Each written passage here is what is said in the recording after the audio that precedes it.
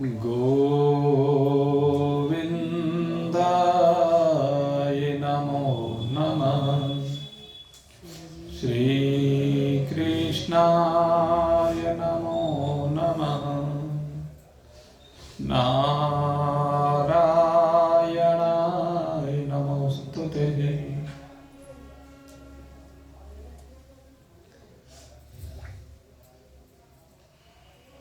आनंद कंद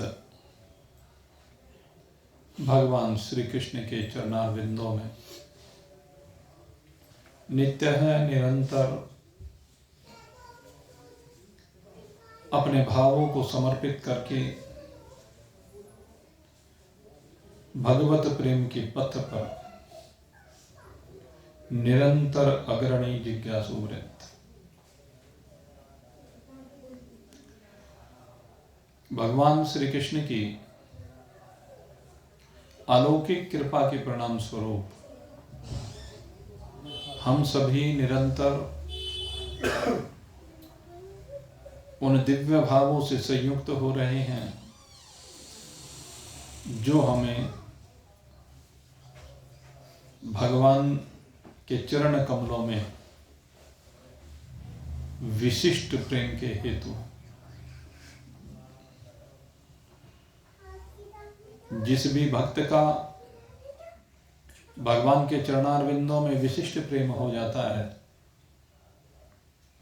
वह भक्त निश्चय ही एक दिन भगवत साक्षात्कार को प्राप्त होता है। इस शरीर का उद्देश्य भी यही है। जीवन की जो ये यात्रा है, इस यात्रा के चलते चलते, इस यात्रा को करते करते, इस यात्रा में परिवार का पालन करते करते, इस यात्रा में अपने काम धंधे करते करते हमें परमात्मा को पाना है। यात्रा में सांसारिक जितने उद्देश्य हैं, वह अगर एक बार को सिद्ध नहीं भी हुए तो कोई विशेष हानि नहीं हुई है। लेकिन अगर इस यात्रा को करते हुए हमने परमात्मा की प्राप्ति नहीं की तो बहुत बड़ी हानि हुई है। उपनिषद इस बात को कहते हैं,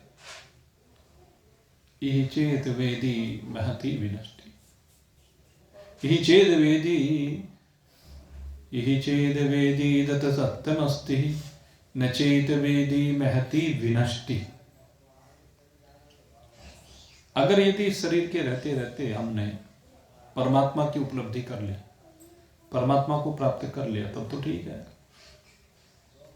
और अगर इस शरीर के रहते रहते परमात्मा को प्राप्त नहीं किया तो कहते सबसे बड़ी हानि हुई है। इससे बड़ी हानि कोई दूसरी हो नहीं सकती।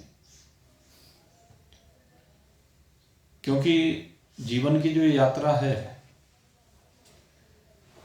इस यात्रा का ये उद्देश्य, और इस यात्रा के उद्देश्य को जितना शीघ्र प्राप्त कर लें, एक बात ये भी है, क्योंकि यात्रा का कोई भरोसा तो है नहीं, कब ये बीच में छोड़ के चल दे। यात्रा का ऐसा भरोसा तो नहीं कोई फल, हमारी यात्रा 100 वर्ष तक चलेगी तो बाद में बुढ़ापे में कर लेंगे भाई, इस बात का तो कोई भरोसा नहीं है। कब चलते चलते कदम थक जाए। लेकिन एक बात है कि कदम थके या ना थके कोई फर्क नहीं पड़ता।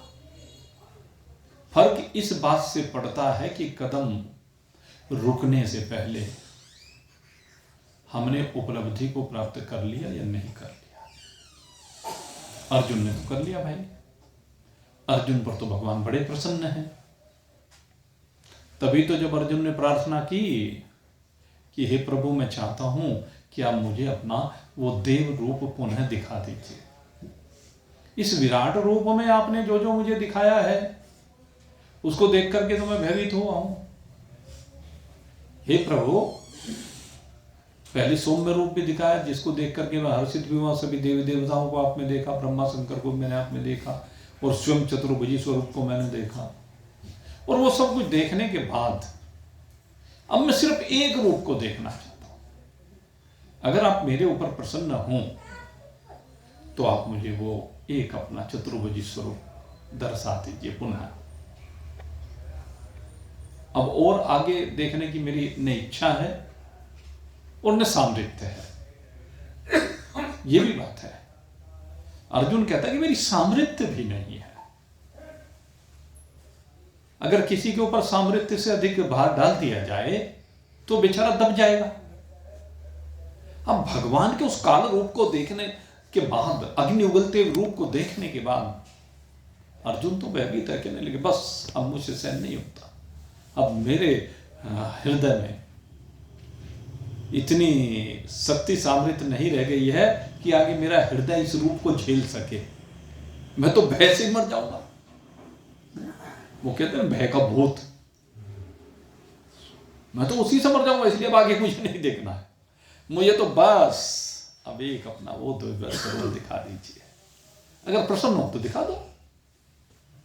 भगवान कहने लगे प्रसन्न हो तभी तो तेरे को ये दिखाया, ये तो आज तक किसी को दिखाया नहीं था। आज से पहले किसी को नहीं दिखाया, केवल तेरे को दिखाया।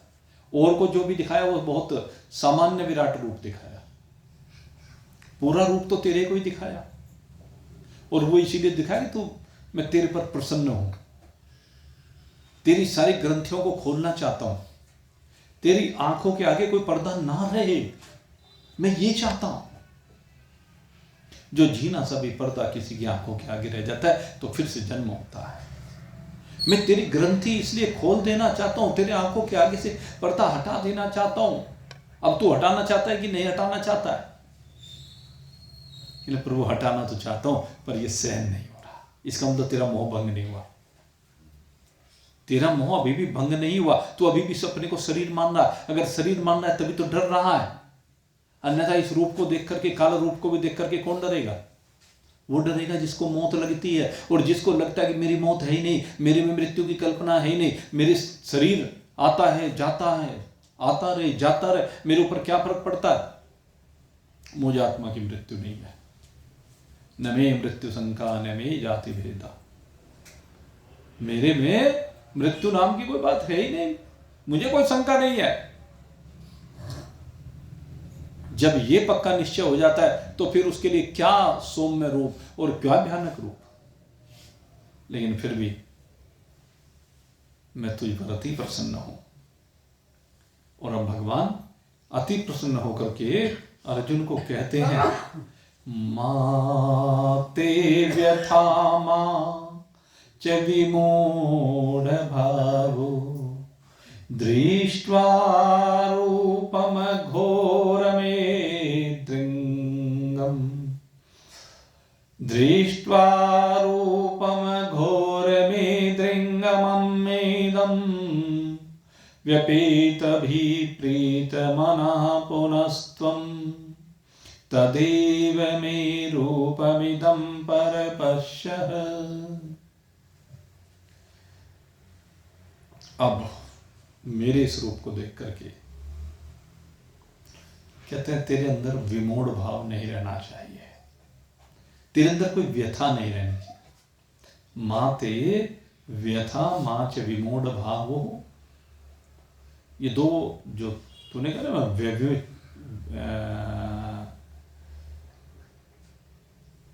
व्यथित हो, ये कहा ना अर्जुन ने, कितने अब तू व्यथित नहीं रहेगा। और तेरा मूढ़ भाव भी, मोह का भाव भी, अज्ञानता का भाव भी अब तेरे में नहीं होना चाहिए। अब तू मेरे उस घोर रूप के बजाय मैं अब तुझे वो अपना सौम्य रूप पुनः दिखा रहा हूं। व्यपीत प्रीत मनः पुनस्त्वं, पुनः दिखा रहा हूं। ये रूप जिसको देख करके तू आनंदित हो जाएगा। और ये रूप भी हर एक को देखने को नहीं मिलता। ये रूप बहुत मुश्किल से किसी किसी बिरले को मिलता है। इसलिए देख ले अर्जुन, देख तो मैं तुझे अब अपना वो रूप दिखाना चाह रहा हूं। और जो भी भगवान के इस रूप को देख ले जाता है,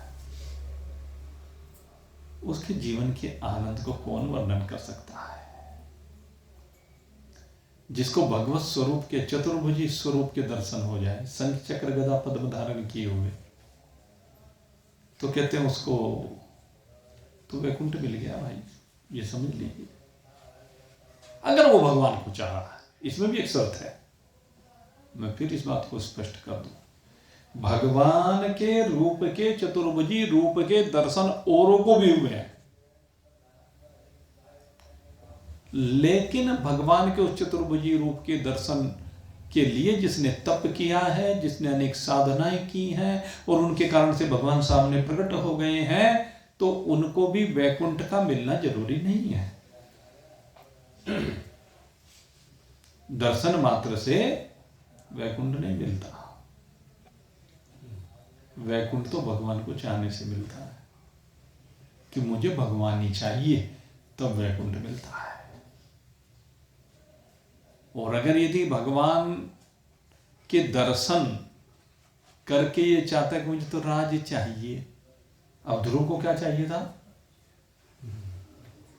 ध्रुव ने 6 महीने तक तप किया, और ये एकमात्र ऐसा उदाहरण आता है मेरी दृष्टि में जिसमें कुल 6 महीने प्रयास किया और 6 महीने के बाद भगवान चतुर्भुजी स्वरूपों में ध्रुव के सन्मुख प्रकट हो गए। लेकिन प्रकट होने पर भी ध्रुव ने क्या मांगा? राज्य मांगा, पिता की गोद मांगी, ये मांगा। तो ये कैसा है? अर्थार्थी भक्त है। ध्रुव एक अर्थार्थी भक्त है। वो अलग बात है कि भगवान के दर्शन होने पर भगवान ने उसको फिर ध्रुव लोक प्रदान कर दिया, प्रेम देखा कि नहीं, इतना छोटा सा बालक ऐसा दिव्य तप किया इसने तो नहीं मांगा, लेकिन चलो मैं दे देता हूं। ये भगवान की कृपा है, ना चाहने के बावजूद भी दे देते हैं। और भगवान के दर्शनों की बात तो अगर यदि करें तो कृष्ण अवतार में न जाने कितनों को हुआ है। अब बहुत लोग कहते हैं कि जो राक्षस थे, कहने लगे वो भगवान के दर्शन करते हुए भगवान के सन्मुख भगवान के हाथ से मर गए तो भगवान के लोक में चले गए। भाई देखो, मैं इस बात को भी नहीं मानता, मैं आपको साफ बताऊं, मैं नहीं मानता इस बात को। भगवान के लोक में तो वो जाएगा जो भगवान को चाहता है कि मुझे भगवान मिले। ये तो ठीक है कि उनकी गति अच्छी हुई है, लेकिन वो भगवान के लोक में चले जाएं, ये महान पुरुष अतिशयोक्ति अलंकार का प्रयोग करते हुए बहुत कह देते हैं। अब भगवान के लोक में कौन गया, मैं आपको बताता हूं। जब भगवान श्री राम इस धराधाम से अपनी लीला का स्मरण कर रहे थे, तो लीला का स्मरण करते हुए जब वो घटना घटी, वो तो सब आप जानते हैं कि स्वयं धर्मराज जी आए भगवान से प्रार्थना करने के लिए कि अब आपकी लीला, आपके इस अवतार का उद्देश्य पूर्ण हो गया, अब आप भाई अपने लोक को अगर यदि जाना चाहें जब आपकी इच्छा, और वैसे रुकना चाहें आपकी अपनी इच्छा है, क्योंकि भाई काल तो आपको बांध नहीं सकता। जैसा आपका इच्छा, भगवान ने भी कहा कि नहीं कोई बात नहीं, लक्ष्मण को पैरे पर बैठा दिया। और आखिर में दुर्वासा जी आए, तो दुर्वासा जी के आने पर लक्ष्मण जी ने उनको मना किया, लेकिन दुर्वासा जी के कोप की वजह से कि मुझे तो अभी मिलना है राम जी से, अभी जरूरी काम है, उधर धर्म को वचन दे रखा था। तो लक्ष्मण जी अंदर गए, तुरंत मृत्युदंड मिला। अब जब मृत्युदंड मिला लक्ष्मण को, तो वशिष्ठ जी और अन्य मंत्री कहने लगे भाई देखो ऐसी परिस्थितियां बनी, लक्ष्मण का तो इसमें दोष है नहीं, अब क्या किया जाए कि आप एक काम करो। राम जी को कहा वशिष्ठ जी ने कि इसमें एक विधान है कि आप ये कहो कि लक्ष्मण मैं तेरा परित्याग करता हूं, तो उससे लक्ष्मण को मृत्युदंड के समान हो जाएगा, वो विधान कर रखे हैं ना। अब उनके कहने पर राम जी ऐसा कहना चाहते हैं, लक्ष्मण जी कहने लगे नहीं प्रभु, मुझे सब कुछ स्वीकार है, आप एक शरीर की बात करते हैं, आप मेरा त्याग नहीं कर सकते, आप मेरा त्याग नहीं कर सकते और मैं आपका त्याग नहीं कर सकता। मृत्यु क्या है, शरीर है तो जाएगा, एक दिन छोड़कर सबको ही जाना है, इसलिए मुझे ये स्वीकार नहीं है और मैं इस शरीर का त्याग स्वतः करने जा रहा हूं। लक्ष्मण जी कहते हैं शरीर को छोड़ देता हूं, पर राम को नहीं छोड़ सकता, और जाकर के सरयू में शरीर का परित्याग कर देते हैं, शेषनाग रूप को धारण कर लेते हैं।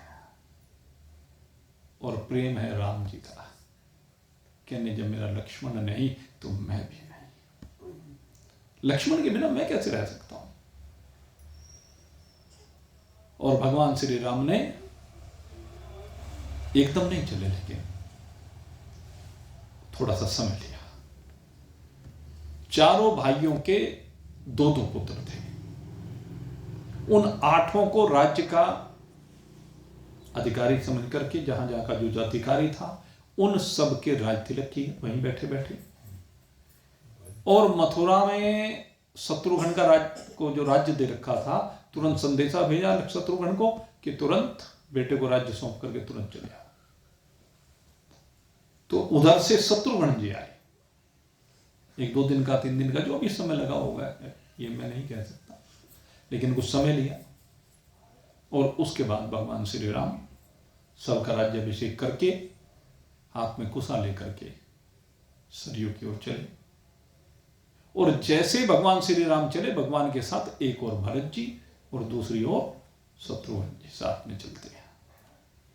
और जब वो चलने लगे, राज में जितने भी भगवान के प्रेमी थे वो कहने लगे अरे राम नहीं तो हम क्या करेंगे, वो भी चलते हैं साथ में, लेकिन हम तो राम जी आपके साथ ही चलेंगे। तो जब वो जाने लगे तो सारी अयोध्या कहने लगे देखो तो सही आखिर क्या होगा। कुछ लोग तो भगवान के साथ चले, कुछ लोग तमाशा देखने के लिए चले। और उसके बाद भगवान श्री राम ने सरयू में प्रवेश किया, चतुर्भुजी स्वरूप को भगवान ने धारण किया। और फिर तो एक एक करके भरत जी, शत्रुघ्न जी, जितने भगवान के साथी रावण के संहार के समय उस यात्रा में साथ थे, वो जो भी आए हुए थे, वो सब भी एक एक करके भगवान के साथ सरयू में प्रवेश करने लगे। और सरयू में प्रवेश करते और दिव्य रूप को धारण करके बाहर आते, भगवान के संग सब चलने लगे। और कहते हैं कि उस समय जो लोग तमाशा देखने के लिए आए थे वे कहने लगे अरे ऐसा दिव्य अवसर कब मिलेगा भगवान के संग में जाने का, भगवान के लोक में जाने का। तो वे सब भी उनके देखा देखी सब भगवान के साथ चलते चले गए। तो ये गए हैं भगवान के साथ में, क्योंकि इन्होंने भगवान के लिए इस संसार को छोड़ा है, इस शरीर को छोड़ा है, लेकिन भगवान को शेष रखा है।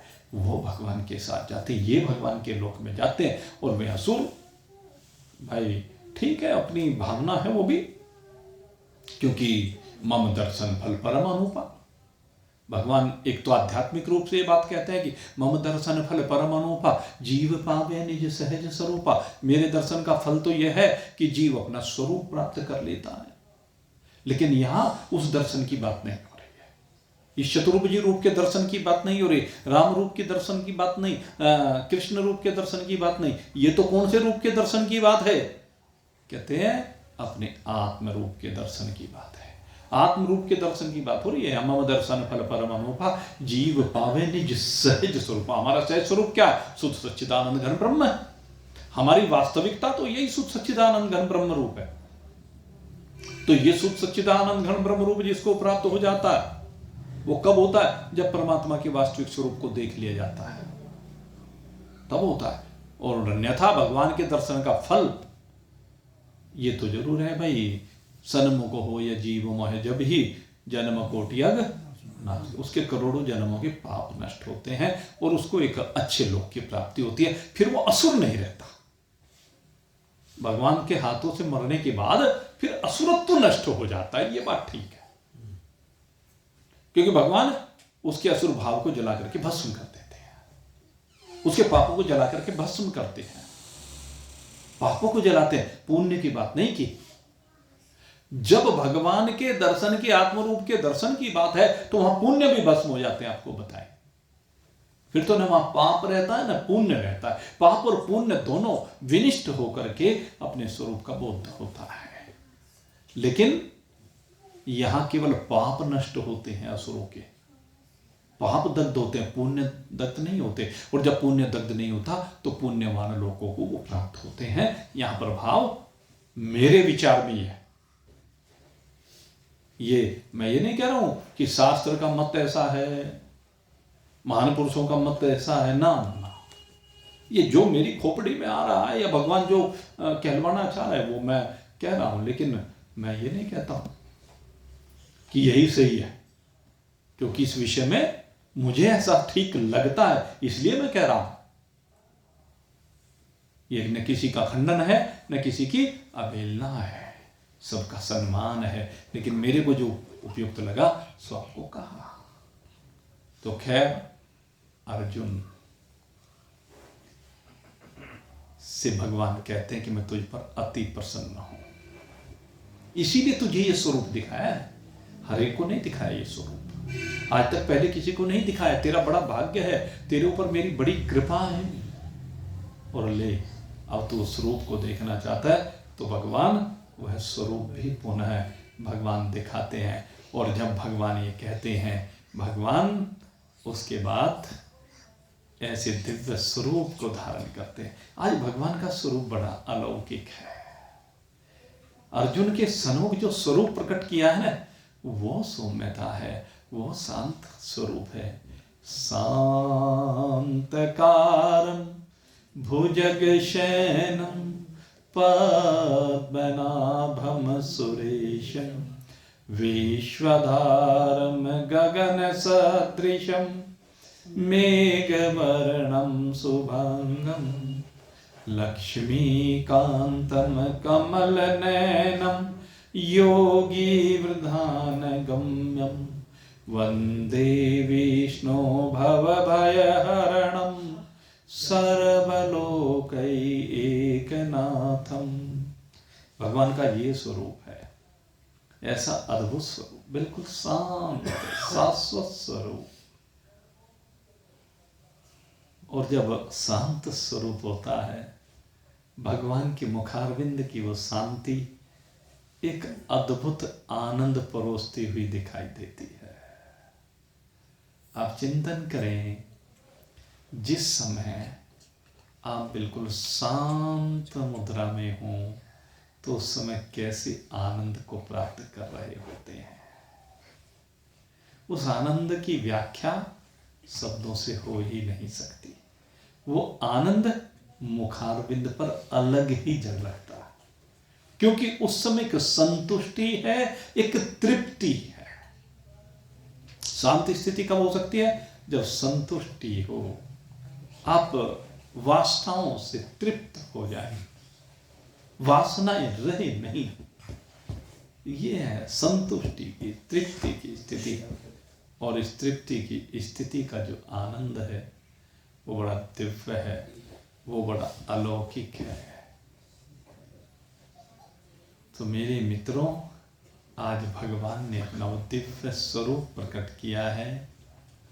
आज भगवान का मुखारविंद करोड़ों सूर्यों की शोभा को भी लज्जित कर रहा है। भगवान के मुखारविंद का तेज अलौकिक है। ऐसा लग रहा है कि हजारों सूर्य एक साथ प्रकाशित हो गए हैं। भगवान चतुर्भुजी स्वरूप को धारण किए हुए हैं। उनके चारों हाथों में शंख, चक्र, गदा, पद्म विराजित हैं। उनके शीश पर विराजमान मुकुट उनकी शोभा को और बढ़ा रहा है। कंठ में विराजमान वैजंती माला, उससे निकलने वाली भीनी भीनी सुगंध भक्तों के हृदय को आनंदित करती जा रही है। कौस्तुभमणि का तेज अद्भुत है। भगवान ने कुंडल धारण किए हुए मकराकृति के, भगवान पीतांबरधारी अद्भुत वस्त्र हैं आज भगवान के। वो सांवरे सलोने भगवान आज तीनों लोकों में सबसे सुंदर दिखाई दे रहे हैं। हाथ अर्जुन की ओर किए हुए, हाथ से निकलने वाली वो दिव्य अलौकिक ज्योति अर्जुन को आनंद प्रदान कर रही है। अर्जुन को एक दिव्य अलौकिक तेज प्राप्त हो रहा है। एक ऐसी ऊर्जा प्राप्त हो रही है जिसमें वो बस अथाह शांति के सागर में डुबकियां लगाना प्रारंभ कर देता है। अर्जुन का वो आनंद वर्णनातीत है, शब्दों से उसको व्यक्त नहीं किया जा सकता। आखिर चतुर्भुजी रूप में भगवान प्रकट हुए हैं, तो भला कौन उस आनंद का वर्णन कर सकता है। संजय यही बात कहता है धृतराष्ट्र से। इत्यर्जुनं वासुदेवस् तथोक्तः इत्यर्जुन वासुदेवस्तथोक्तः सकमरूपं दृश्यामास भूयः आसवास्यामास च भीतमेनं भूत्वा पुनः सौम्य वपुरमहात्मः। संजय कहते हैं, हे प्रभु, हे राजन, भगवान वासुदेव ने अर्जुन को अपना ऐसा दिव्य देव रूप दिखाया कि अर्जुन का हृदय बड़े अलौकिक अद्भुत आनंद से संयुक्त हो गया। और भगवान श्री कृष्ण ने वहां पर उस चतुर्भुजी स्वरूप से भी कहते अपने पुनः उसी स्वरूप में आकर के विराजमान हो गए। और यहीं पर वो दिव्य दृष्टि भी, जिसके द्वारा भगवान ने विश्व रूप दर्शाया था, अब वो दिव्य दृष्टि भी वहीं पर परिपूर्ण हो गई। अब पुनः अर्जुन अपनी पूर्ववर्ती अवस्था में आकर के विराजमान हो गए। और जब पुनः अपनी उसी अवस्था में आकर के अर्जुन विराजमान हुए, तो अर्जुन कहता है, अर्जुन उवाच दृष्टवेदं मानुषम रूपम त्वसौम्यम जनार्दनः इदानीमस्मि संवृतः सचेतः प्रकृतिं गतः। और अर्जुन अब कहता है कि प्रभु, दृष्टवेदम मानुष रूपम, अब जो आपका मानुषी रूप है, भगवत रूप हट गया, अब वो मानुषी रूप में आ गए। जो मनुष्य रूप में लीला करने के लिए भगवान अवतरित हुए हैं ना, तो वही भगवान श्री कृष्ण रथ पर सारथी बने हुए बैठे हुए अर्जुन को उपदेश देते हुए अब उसी रूप को अर्जुन पुनः देखता है। और उस रूप को देख करके अब कहता है अर्जुन कि हे प्रभु, आपके इस रूप को देख करके, इस सौम्य रूप को देख करके कहते हैं, मैं इदानीमस्मि संवृतः सचेतः प्रकृतिं गतः। कहते मैं क्या, मेरा चित्त कहते स्थिर हो गया। अब से पहले क्या था? अर्जुन का चित्त चंचल था। चंचलम ही मन है। कृष्ण अपने मन की बात को कह रहे थे कि मेरा चित्त चंचल, मेरा घर सभी का है। लेकिन भगवान के दिव्य रूप को देखने के बाद अब भले ही उस दिव्य रूप से मानुषी रूप में आ गए, लेकिन मानुषी रूप में आने के बाद भी अब अर्जुन कहता है कि मेरा चित्त अब स्थिर हो गया। कहां स्थिर हो गया? अब बात यह है, वो तो युद्ध भूमि में खड़ा हुआ है। पहले कहां स्थिर हो रहा था? कहते अपने सन्मुख जो में योद्धाओं को देख रहा था। भीष्म पितामह, आचार्य द्रोण, कृपाचार्य, कर्ण, संजय, कर्ण, शल्य आदि को, उनको देख रहा था। उनको देख करके चित्त स्थिर हो गया था, मोह से संयुक्त तो हो गया था। मेरे अपने हैं, इनको मार करके इस शरीर का निर्वाह करने से तो अच्छा है, इस राज्य को भोगने से तो अच्छा है कि भिक्षावृत्ति करके भोजन कर लो। ये थी ये चित्त की अस्थिरता, जिसके कारण से किम कर्तव्य में मूढ़ हो गया था। अपने कर्तव्य का निश्चय नहीं कर पा रहा था। मुझे किस ओर जाना चाहिए, ये उसके मन की दुविधा थी। लेकिन अब वो सारी दुविधाएं निवृत्त हो गई। यहां आकर के अर्जुन ने कहा कि अब मैं स्थिर चित्त हो गया, मेरा चित्त अब स्थिर है। स्थिर कहां है? अब बात यह है, चित्त स्थिर है कहां? कहते हैं चित्त स्थिर है भगवान में।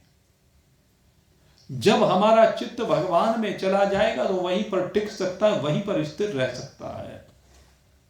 अन्यथा चलता रहेगा, दौड़ता रहेगा, भागता रहेगा संसार में। मन से संकल्पों की लहरें निकलती ही रहेंगी, संकल्पों से विकल्प पैदा होते ही रहेंगे। इसलिए अगर यदि वास्तव में इन संकल्पों की तीसरी करना चाहते हो, इन विकल्पों को मारना चाहते हो, तो चित्त को संसार से हटाकर परमात्मा में ले जाइए। और जब चित्त परमात्मा में चला जाएगा तो परमात्मा में स्थिर होकर के आनंद के अलावा कुछ नहीं परोसेगा। सारे दायित्व भगवत इच्छा से, भगवत संकल्प से भगवान ही पूरे करेंगे। सीधा सा सूत्र है। इसलिए सब कुछ को छोड़ करके एक भगवान की शरण को अर्जुन ग्रहण कर लेता है और उसी से कहते हैं अब मैं अपनी स्वाभाविक स्थिति को प्राप्त हो गया हूं। मेरी स्वाभाविक स्थिति, स्वाभाविक स्थिति हमारी क्या है? स्वभावोध्यात्म उच्यते, यह है स्वाभाविक स्थिति। जब हम अपने स्वभाव में विराजमान हो जाए। हमारा स्वभाव क्या है? सत्य है, चित्त है, आनंद है। हमारा वास्तविक स्वभाव यह है। भगवान ने कहा स्वभाव अध्यात्म उच्यते। अध्यात्मा ने परमात्मा, अध्यात्मा ने सच्चिदानंद, अध्यात्मा ने निर्गुणता, अध्यात्मा ने दृष्टा भाव, साक्षी भाव, चैतन्य भाव, अनंत, असीम, अपार, अखंड, ये है हमारा दृष्टा भाव। तो वही बात अर्जुन कह रहा है कि अब मैं उस भाव में स्थित हो गया हूं। ये भाव बड़ा दिव्य भाव है। अब भगवान कहते हैं अर्जुन को, सुदुर्दर्शमिदं रूपम दृष्टवानसि मम देवा अप्यस्य रूपस्य नित्यं दर्शनकांक्षिणः। भगवान अब बता रहे हैं, कहते हैं जो चतुर्भुज रूप तूने देखा है ना मेरा, कहते हैं इसके दर्शन बहुत दुर्लभ है। इसके दर्शन करने के लिए तो सब लालायित रहते हैं। कहते सब चाहते हैं कि किसी प्रकार से इस चतुर्भुजी रूप के दर्शन हो जाए। जन्म जन्म मुनि जतन कराई, अंतराम कही आवत नाई। जन्म जन्म मुनि इसी की तो जतन कराते हैं, अपने आप भी जतन करते हैं और भक्तों से भी कराते हैं। भाई देखो सीधी सी बात है, संतों का तो उद्देश्य यही है, महान पुरुषों का उद्देश्य तो यही है, अपने लिए भी और भक्तों के लिए भी। हमने तो व्यक्त किया था, आपको एक भाव आ गया था मन में, और अब वो भाव धीरे धीरे ऐसा चित्रित होता जा रहा है मन में, वो भाव बार बार अब भगवान उत्पन्न कर रहे हैं। और ये भाव भगवान की इसी लीला से उत्पन्न हुआ है कि भगवान जब साकेत जा रहे हैं तो उनके साथ वैकुंठ में उनके कितने लोग जा रहे हैं, सबको ले गए।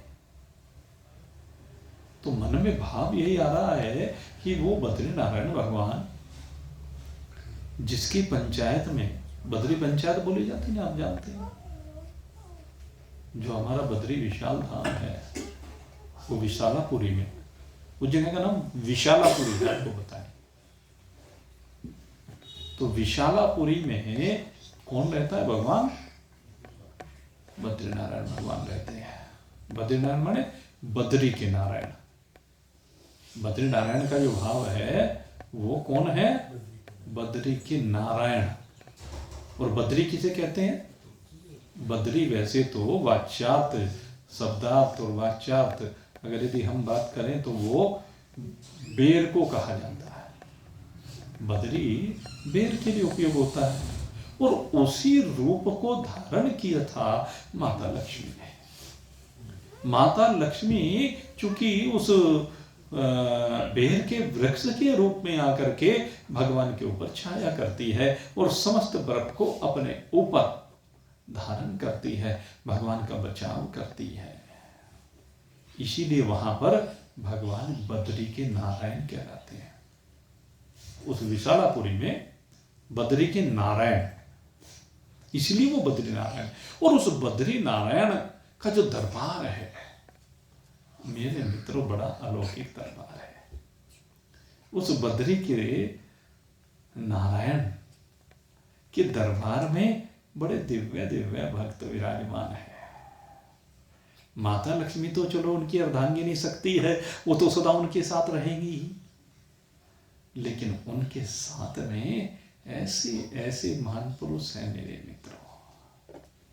सबसे पहले तो स्वयं भगवान ही वहां एक अन्य रूप में नर नारायण के रूप में विराजमान है।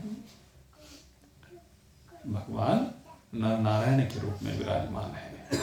दूसरे सबसे प्रथम पूज्य, जो बुद्धि में सबसे श्रेष्ठ माने जाते हैं, प्रथम पूज्य श्री गणपति बाबा जी वहां पर भगवान के दरबार में विराजमान। उन्होंने भगवान के दरबार में स्थान पाया। देखो, मुझे गोस्वामी जी की वो बात बहुत अच्छी लगती है जिसमें उन्होंने नाम की महिमा का गुणानुवाद करते हुए मेरे को लगता है कि यहीं पर उन्होंने विषांतर किया है। आपने हमेशा पढ़ा होगा कि शिव पार्वती की परिक्रमा की, लेकिन गणपति महाराज के लिए गोस्वामी जी ने महाराज ने दूसरी बात लिखी।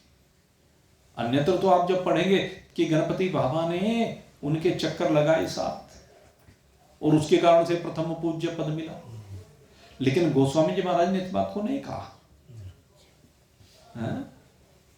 नाम प्रभाव जास जान गण राव, प्रथम पूजियत नाम प्रभाव। कहते हैं उस नाम के प्रभाव को गणपति बाबा जानते हैं, जिस नाम के प्रभाव से वो प्रथम पूज्य बन गए। क्यों प्रथम पूज्य बन गए? क्योंकि बद्री पंचायत में स्थान पाने वाले गणपति बाबा सबसे पहले महापुरुष हैं।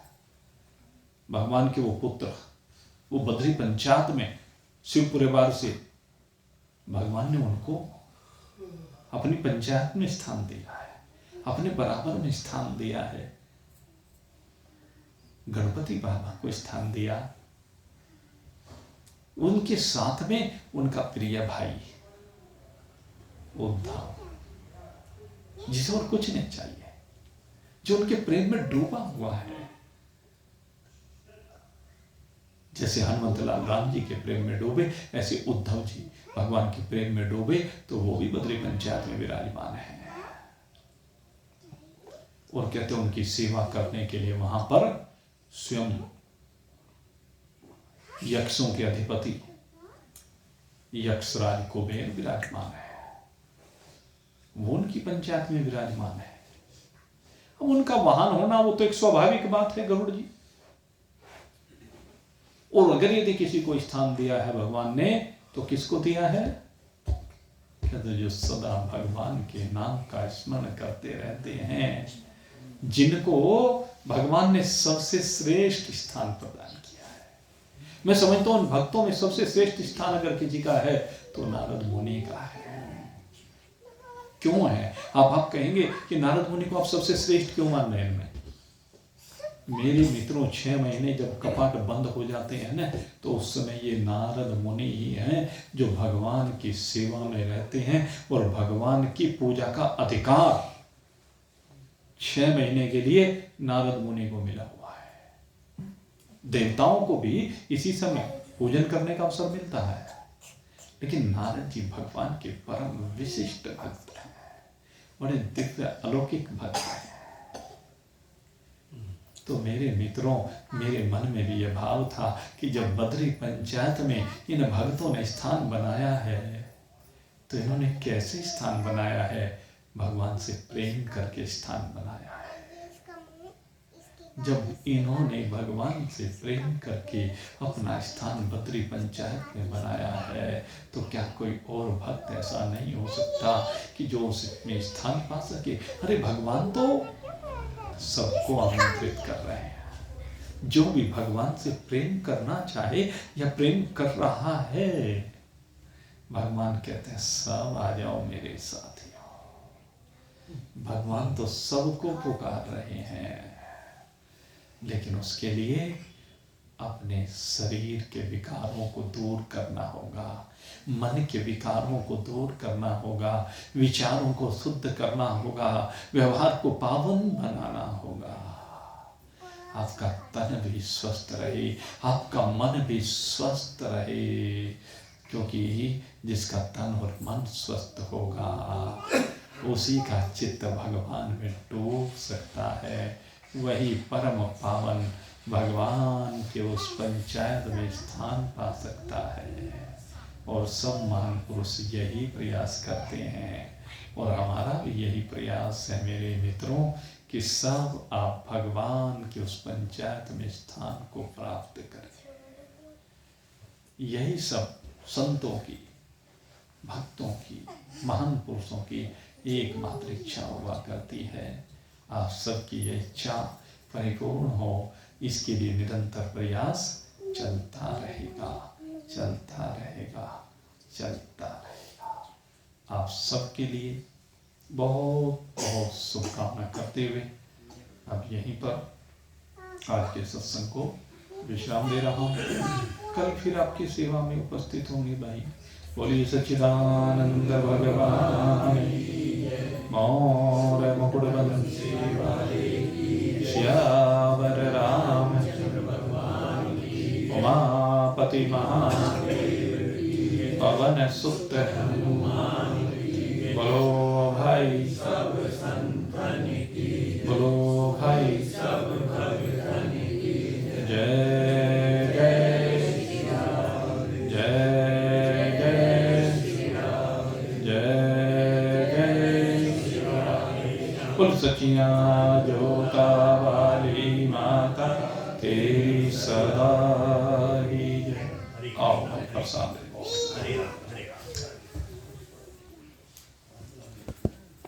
श्री राम।